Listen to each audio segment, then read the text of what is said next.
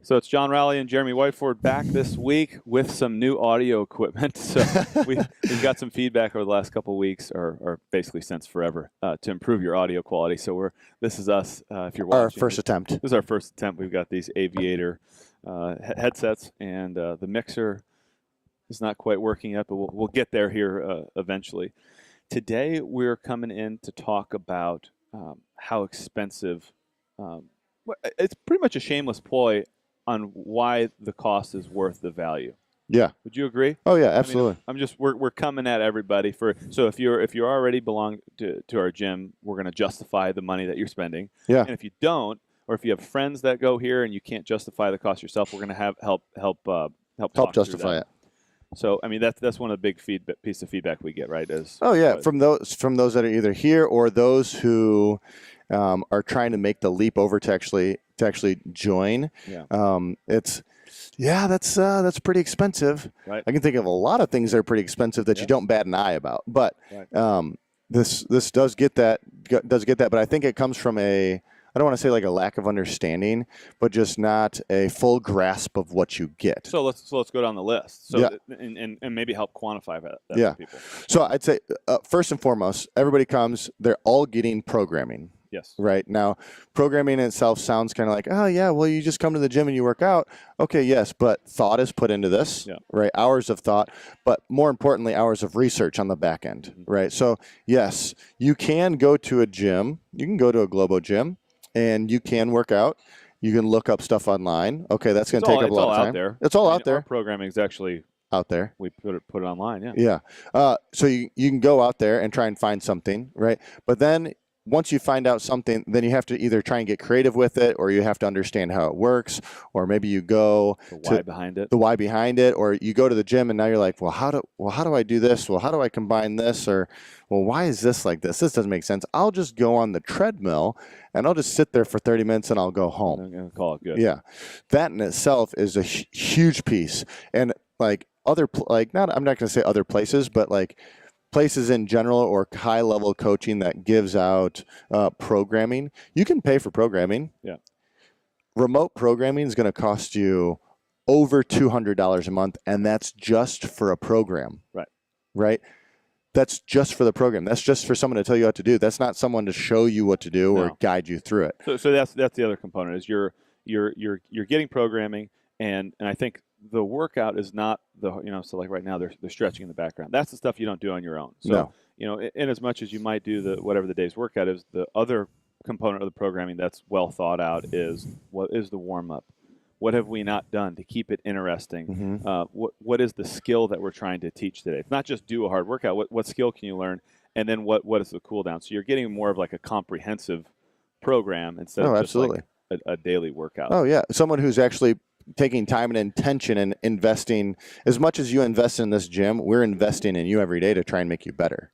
Right. So you have a coach that's guiding you through everything where you don't have to think. I think so you're outsourcing it. So I look at it from the standpoint of you're hiring a professional who is in it and is like, our sole focus is working out and making people better. And the same thing goes for your dentist.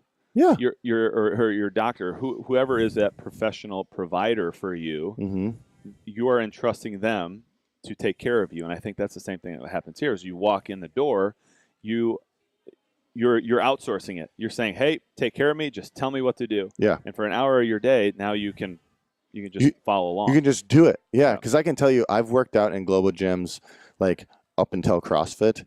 And it takes a lot of work to actually go in, sit down, think about what you're going to do, and then actually execute it. Here you just have to show up. You're paying for that time, so think of what your hourly rate is. If you're going to plan for even 15 minutes to do a workout, well, multiply that by your hourly rate and the number of times you work out per month, and it starts to get pretty darn expensive. The other thing I want you to talk about is outsourcing your motivation. Oh my gosh. So put a dollar amount on programming. Put a dollar amount on the personal training that you're going to receive.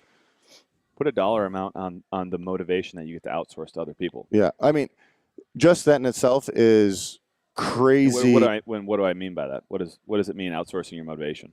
Well, I mean, so if you don't have someone else, if you're going to a gym by yourself, right? You are the you're the sole person of your motivation. It's either you or it's no one else. Right. They say, like, in multiple different magazines, whatever, Globe, like Flex, anything, Flex magazine, they're going to say you're only as good as your workout partner. Right. Okay. What if you have 20 workout partners who push you? And several that are better than you. Several that are better than you, right? That's key. Yeah. Consistency is key with that. You're not going to, if say you have one workout partner and that workout partner gets sick, now you're not going to the gym. Right. Say you have 20 workout partners. Yeah, there's a pretty good chance. And 15 of them get sick. You still have 5 of them. There's not a chance that all 20 are going to get sick. Right. So no matter what, you have someone at the gym. Right. Plus, you're going to have a coach that's guaranteed to be there. Right. So you have one person, your workout partner, who's always going to be there. No matter what. That person ain't going nowhere. Right. Right. So that's your motivate. You're outsourcing the ability. You're outsourcing your ability to give an excuse not to go to the gym. Right.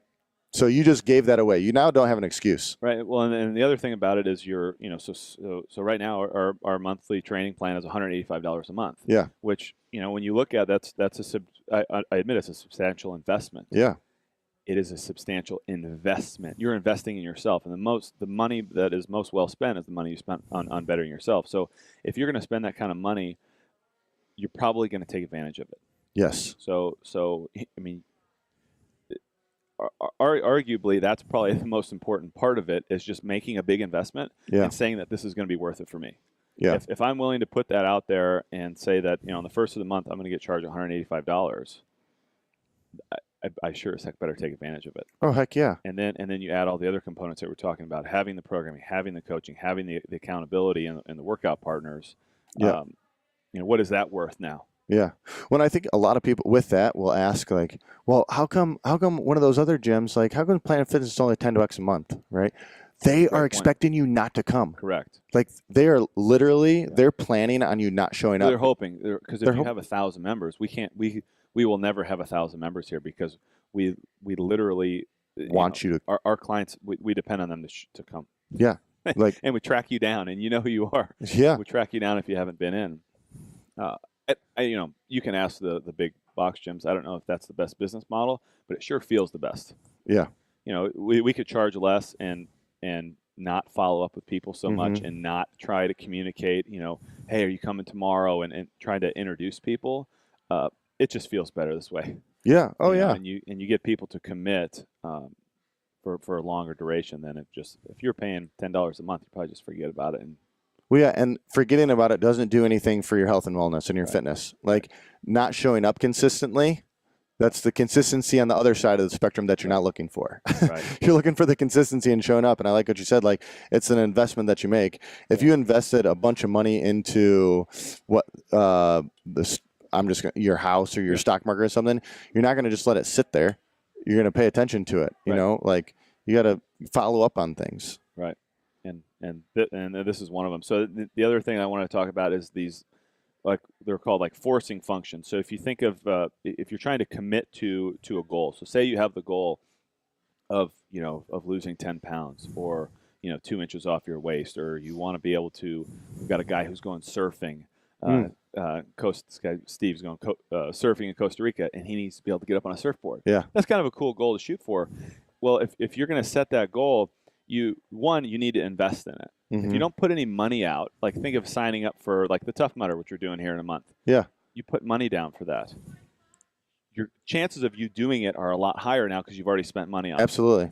So, and then the other thing is the social pressure.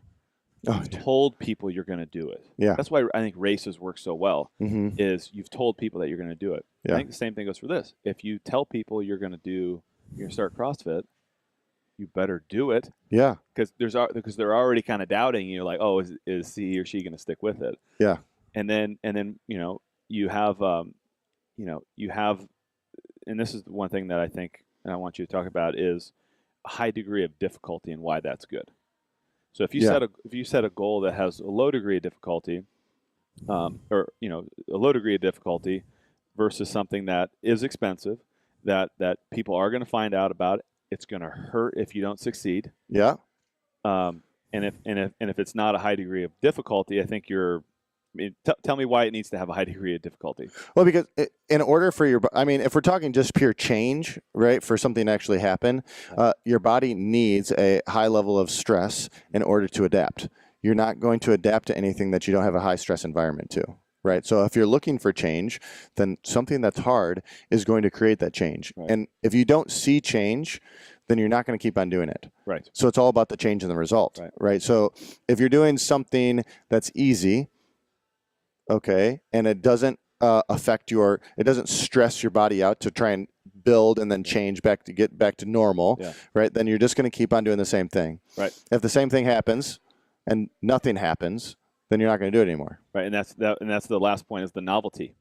So if you have so now you're doing something that's difficult, and if it always stays that way, it's going to kind of get boring and you're going to fizzle out, no matter almost how hard it is. Yeah.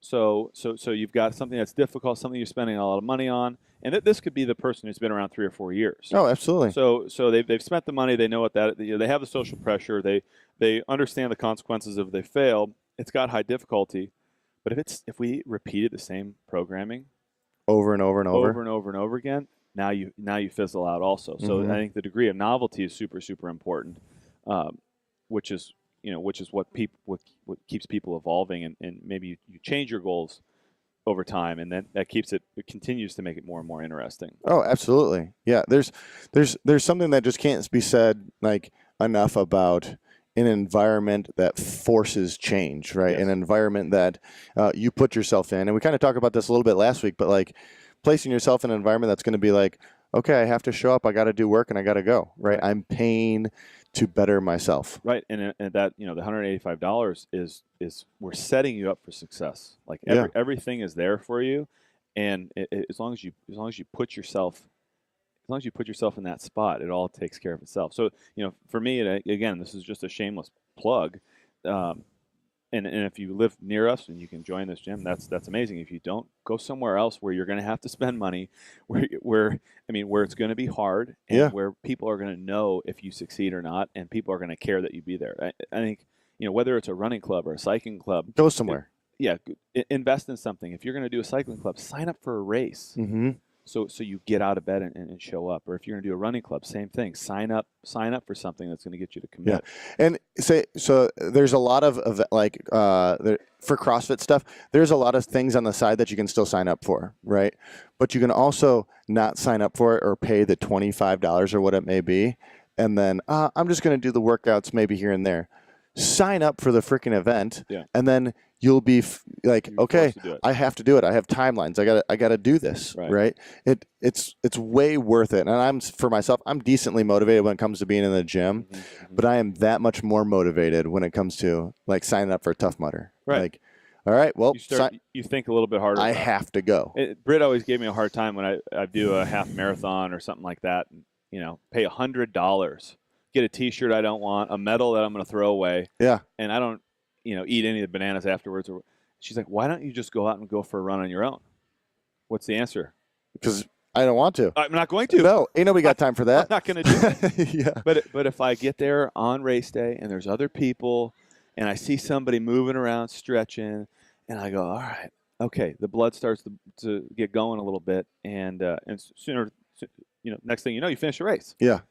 And I don't think anybody ever has come and said, man, I really regretted coming to the gym and meeting a bunch of people today. That are really nice and really supportive and are going to push me. Really regretted that hard workout. Yeah. Said no one ever. Said no one ever. So give it a shot, whether it's here, there, or if you already go here, you get the idea. But now, instead of thinking, I just started CrossFit to do CrossFit, understand kind of the why behind it and how it'll continue to set you up for success. And I'm continuing to learn, the longer I'm into it, how important the people are. Oh my gosh. To keep you going. To your success. Yeah. And I like what you said, but like before that, like, if it's not here, go somewhere. Like, absolutely. Seriously. It doesn't have to be CrossFit. It like, could be spin or we're not even like saying about like bar. The cost of this individual gym. Invest CrossFit somewhere. In general is decently expensive. Go there. Yeah. Right. You're getting a lot more than what you're paying for. That's correct. Yeah. So like go invest in yourself and go somewhere. Yes. Cheers to amazing results. Yeah. Thank you for hearing us out. Again, there's a couple shameless plugs, but we believe it. And if it's not here, make it be somewhere. Spend some money on yourself and get some friends to hold you accountable. Absolutely. We'll talk to you guys next week.